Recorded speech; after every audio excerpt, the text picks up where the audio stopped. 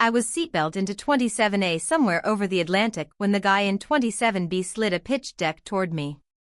"Be brutal," he said. I glanced at the cover. Ridgeline Robotics. The logo looked expensive, but the numbers inside told a different story. I'd spent 2 years in Kenya building logistics software for disaster relief, living in tents and eating rice 3 times a day. I knew what real problems looked like. This deck was trying to sell robots to hospitals without understanding hospital budgets.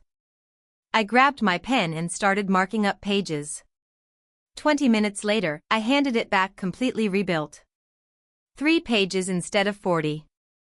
Clear revenue path. Realistic timeline.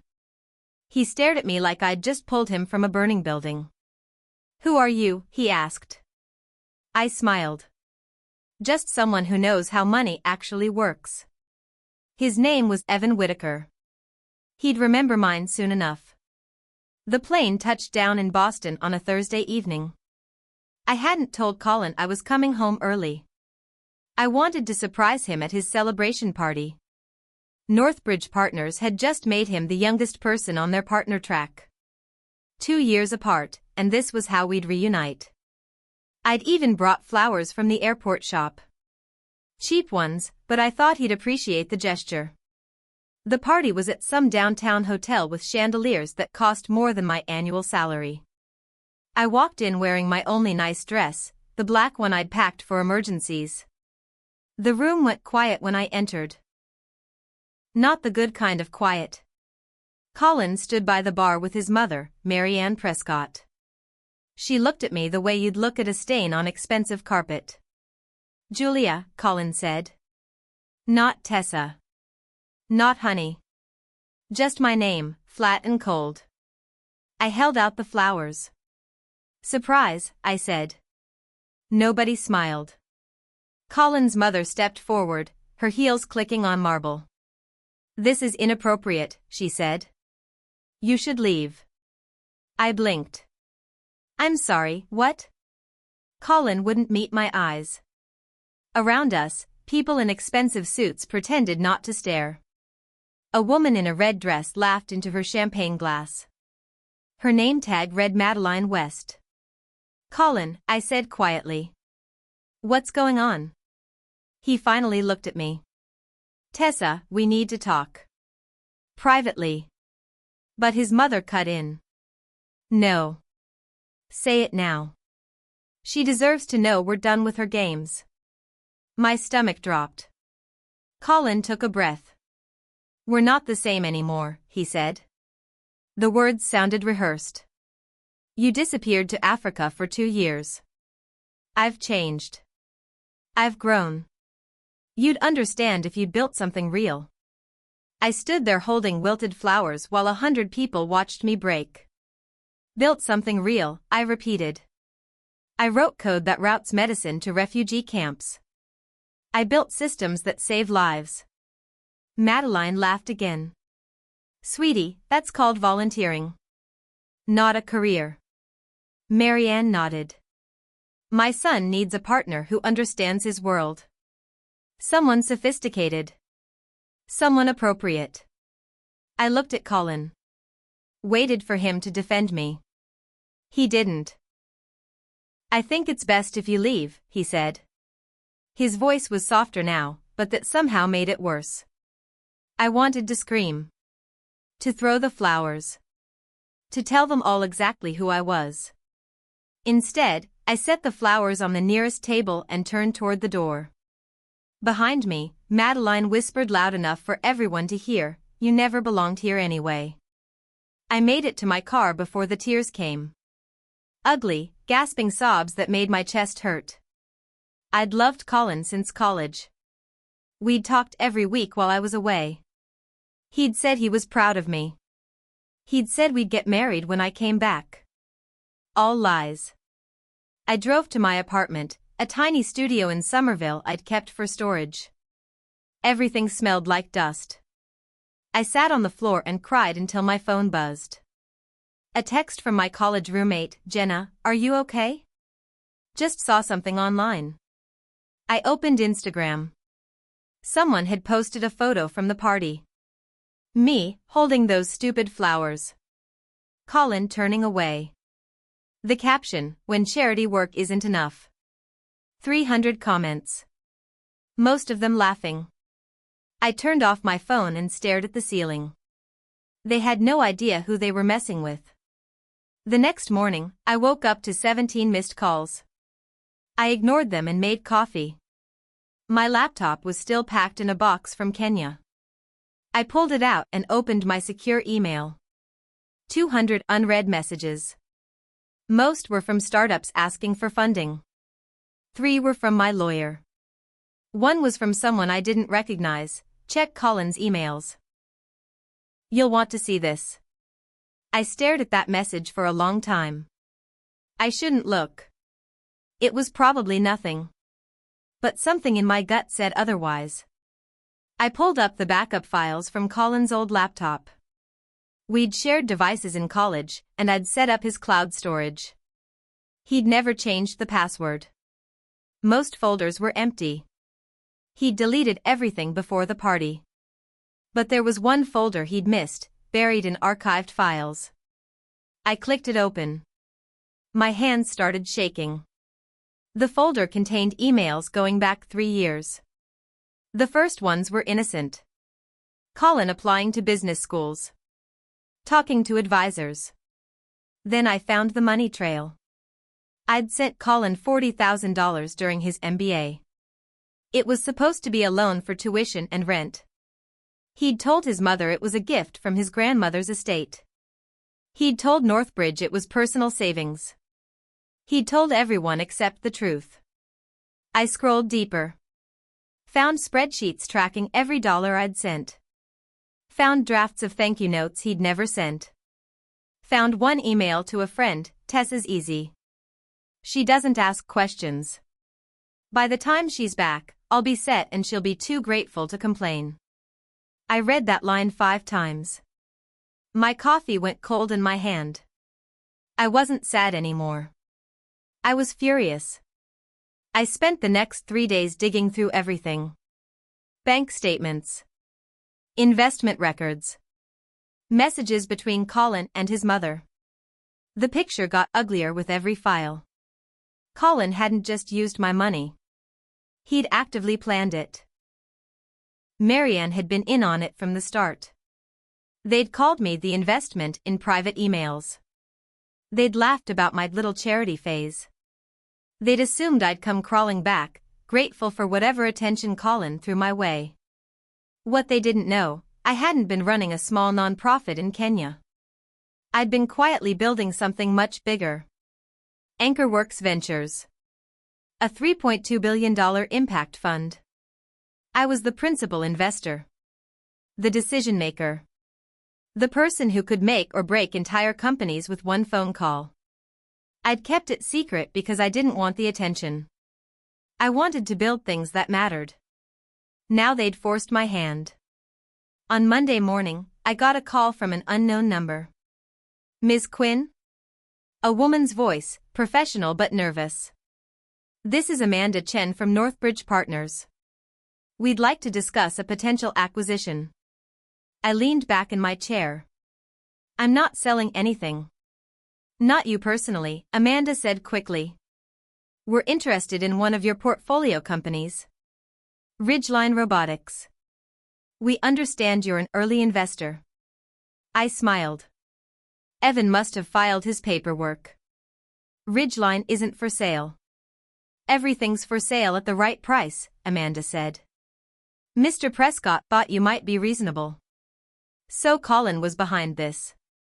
Of course he was. "Tell Mr. Prescott I said no." I hung up. 2 hours later, my phone rang again. This time it was Evan. "Tessa, what the hell is going on?" "Northbridge just offered me $15 million to buy them out of your position." I explained the situation to Evan. He listened without interrupting. When I finished, he was quiet for a moment. "So your ex-fiancé is trying to steal your investment?" "That's one way to put it." "What do you want me to do?" I thought about it. Tell them you're considering their offer. String them along. I need time to build a case. Evan agreed. That afternoon, I called my lawyer. His name was Marcus Torres, and he'd been handling my contracts since I started the fund. I need you to document everything, I told him. Every dollar I sent Colin. Every email. Every text message. I want a timeline showing exactly how they used me. Marcus didn't ask why. How fast do you need this? Yesterday. I'll have something by Friday. I hung up and stared out my window. The Boston skyline looked different now. Sharper. Like I was seeing it clearly for the first time. The smear campaign started on Wednesday. I was checking my morning emails when Jenna forwarded me a link. You need to see this. It was an article on a gossip blog. No byline, just anonymous sources close to the situation. The headline, Social Climber or Scorned Lover? The truth about Tessa Quinn. The article claimed I'd used Colin for access to his wealthy family. That I'd faked my non-profit work to seem interesting. That I was emotionally unstable and desperate for validation. Every paragraph was poison wrapped in false sympathy. I read it twice, looking for anything actionable. There. One quote attributed to my old therapist. I called her immediately. Dr. Reeves, did anyone contact you about me?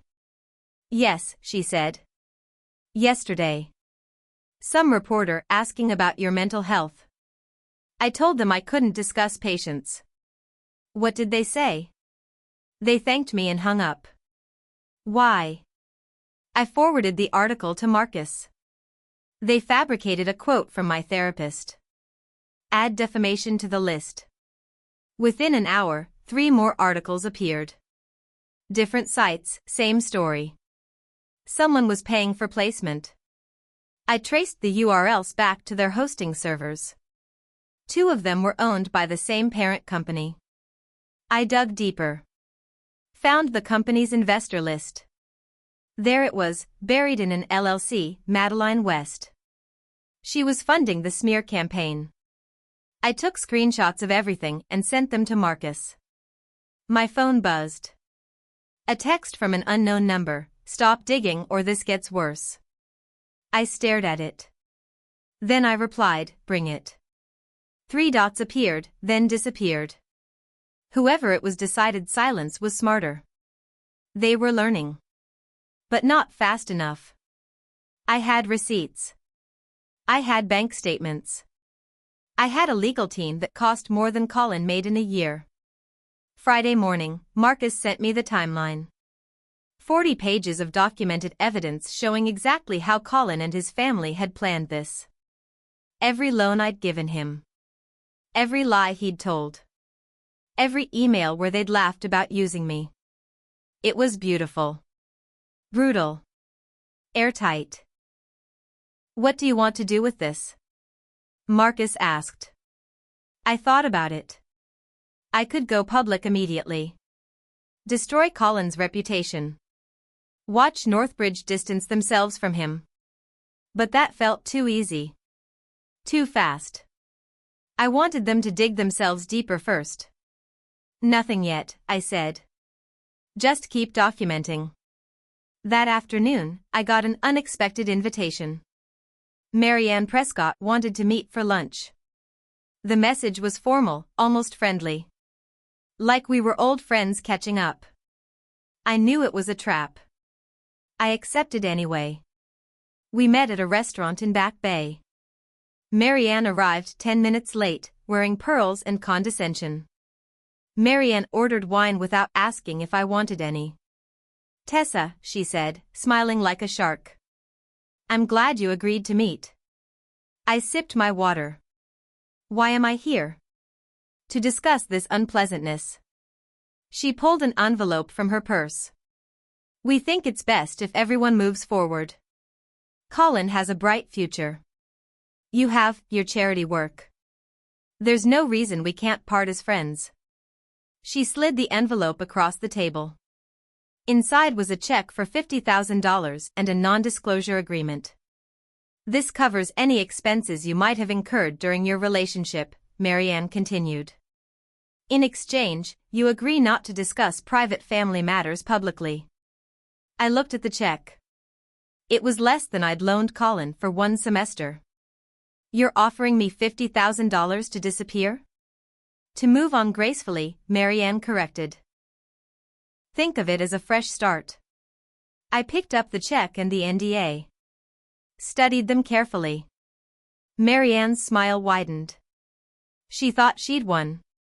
I folded both documents in half. Then in half again. Then I tore them into neat pieces and dropped them on the table. You just made your biggest mistake, I said quietly. Marianne's smile vanished. Excuse me? You insulted me. You underestimated me. And now you've given me proof that you know exactly what Colin did wrong. I stood up. See you in court. I walked out while she was still sputtering. My phone rang before I reached my car. Unknown number again. Ms. Quinn, this is Amanda from Northbridge. We've reconsidered our offer for Ridgeline Robotics. $20 million, final offer. Not interested. Mr. Prescott assured us you'd be reasonable. I laughed. Mr. Prescott doesn't know me as well as he thinks. I hung up and called Evan. They just doubled their offer. What should I tell them? Tell them Ridgeline just closed a Series A with AnchorWorks Ventures, I said. $30 million at a valuation that makes their offer look insulting. Evan was quiet. You're serious. Send me the paperwork tonight. We'll announce Monday. Tessa, are you sure? This is going to make enemies. I already have enemies, I said. Might as well have the money too. That weekend, I barely slept. Marcus was finalizing contracts. Evan was preparing press releases. I was building something bigger than revenge. I was building proof that I didn't need Colin or his family or their world. Sunday night, I got an email from someone claiming to be a Northbridge employee. They're planning something ugly, the message said.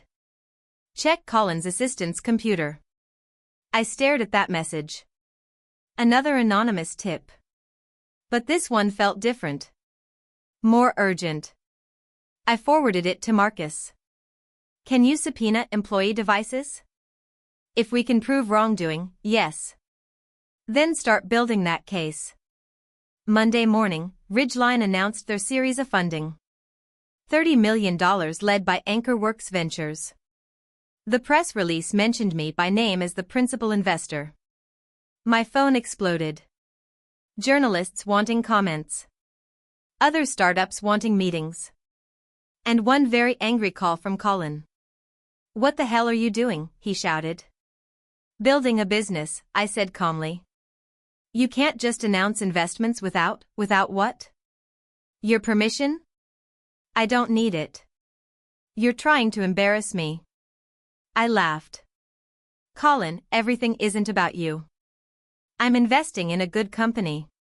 If that embarrasses you, that's a you problem. He hung up. 2 hours later, screenshots started appearing online.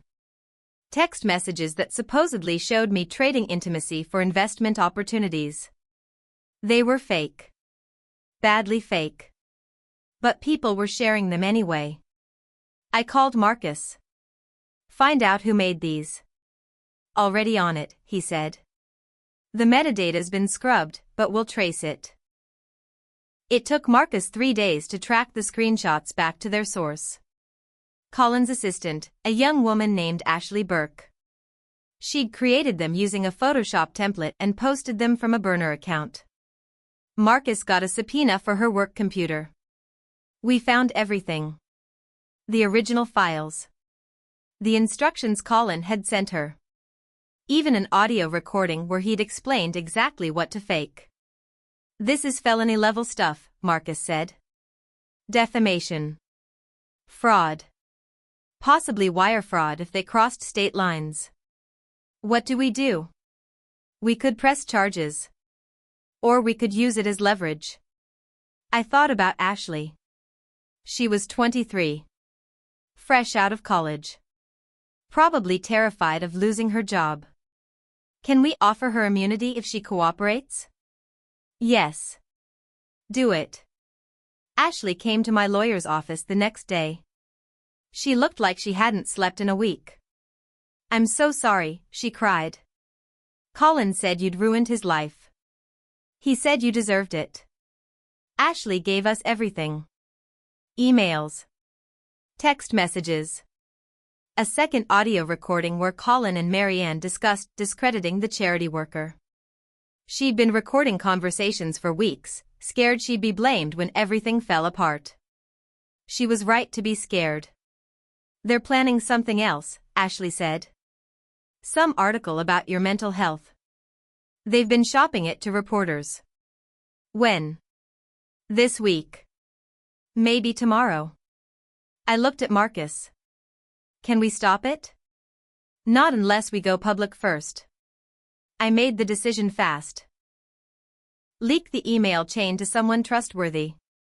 Someone who'll fact-check before publishing. Marcus nodded. I know someone at the Globe. The article ran 2 days later. Investment fraud and character assassination, inside the Prescott family's campaign against a former partner. It was clinical. Detailed. Devastating. Every email. Every forged document. Every lie. Colin's name was in the headline. By noon, Northbridge had suspended him pending an ethics investigation. The public response was immediate and overwhelming. People I'd never met were defending me online. Other women shared their own stories of being used and discarded. Someone started a hashtag. Within 48 hours, 3 major news outlets had picked up the story. Northbridge announced an independent review of their partnership decisions. 2 senior executives resigned. Colin went silent on all social media. His mother released a statement through a PR firm. The Prescott family deeply regrets any misunderstanding. Not an apology. A regret about misunderstanding. I almost laughed. Then I got an email from someone I didn't expect, Madeline West.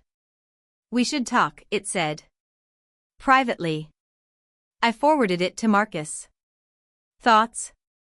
She's panicking, he said. The Globe is investigating her media investments. She knows what's coming. Should I meet her? Only if you want to watch her squirm. I wanted to watch her squirm. We met at a coffee shop in Cambridge. Neutral territory. Madeline looked different without her champagne glass and red dress. Smaller. Tired. She ordered coffee she didn't drink. I want to apologize, she said. I waited. I was wrong about you. I listened to Colin and Marianne, and I shouldn't have. You funded a smear campaign against me, I said. That's more than listening. She flinched. I made a mistake. You tried to destroy my reputation because you thought it would be fun. She didn't deny it. Just sat there looking miserable. What do you want from me? I asked.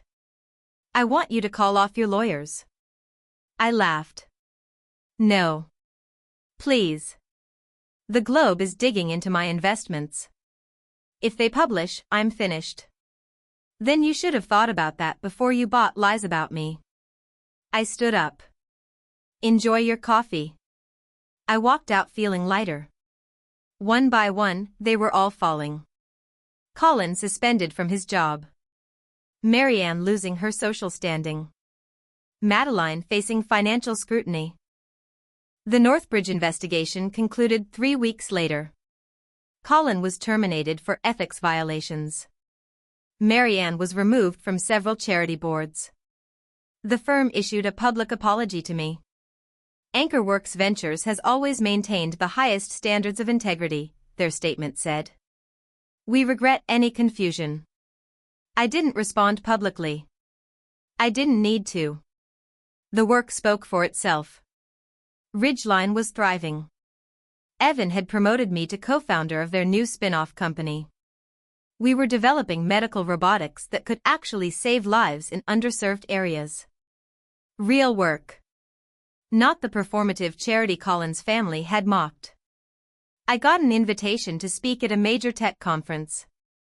They wanted me to talk about impact investing and building ethical companies. I almost said no.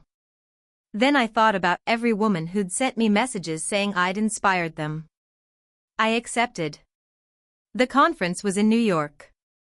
2,000 people in attendance. I walked on stage in a simple black dress. Not hiding anymore. My name is Tessa Quinn, I said into the microphone.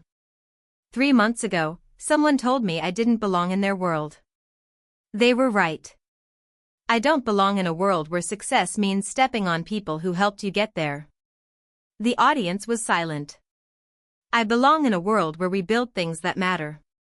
Where we invest in solutions, not status. Where success is measured by impact, not image. I talked for 30 minutes. Told my story. Showed the numbers. Proved that ethical investing wasn't just possible, it was profitable. When I finished, the room erupted in applause. People stood. Cameras flashed. Someone in the front row was crying. Backstage, Evan grabbed me in a hug. You killed it. Thanks. No, seriously. 3 investors just asked for meetings. I smiled. This was what winning looked like. Not revenge. Not destruction. Just building something so undeniable that the haters became irrelevant. I flew back to Boston that night. My apartment didn't feel as small anymore. Maybe because it wasn't my whole world. I had offices now. Employees. Portfolio companies spanning 4 continents. I opened my laptop and saw an email from Colin. Subject line, I'm sorry. I stared at it for a long time. Part of me wanted to delete it without reading. Part of me was curious what he'd say. I clicked it open. Tessa, I know I don't deserve your forgiveness. I was wrong about everything. I let my mother influence me. I let my ambition blind me. I see now what I lost. Can we talk? Please? I want to fix this. We were good together once. We could be again. I read it twice. Then I archived it without responding. Some things didn't deserve an answer. Some bridges were better burned. My phone buzzed. Another startup asking for funding. A refugee organization wanting to partner. A university inviting me to speak. 6 months later, I walked into my own boardroom. Anchorworks had grown beyond anything I'd imagined. We'd funded 23 companies. Created 1,800 jobs. Invested in solutions for clean water, renewable energy, medical access, and education infrastructure. Every seat at the table had been earned, not inherited. Every person there had built something real. I took my place at the head of the table. Looked around at the team I'd assembled. Let's begin, I said. We spent 3 hours reviewing proposals. A solar company in Ghana. A medical tech startup in Peru. A water purification system for rural India. Real problems. Real solutions. Real impact. When the meeting ended, I stayed behind. Looked out the window at the Boston skyline. Somewhere out there, Colin was probably still trying to rebuild his reputation. Marianne was probably still playing social games. Madeline was probably still buying her way into relevance. I didn't care anymore. I'd built something they couldn't touch.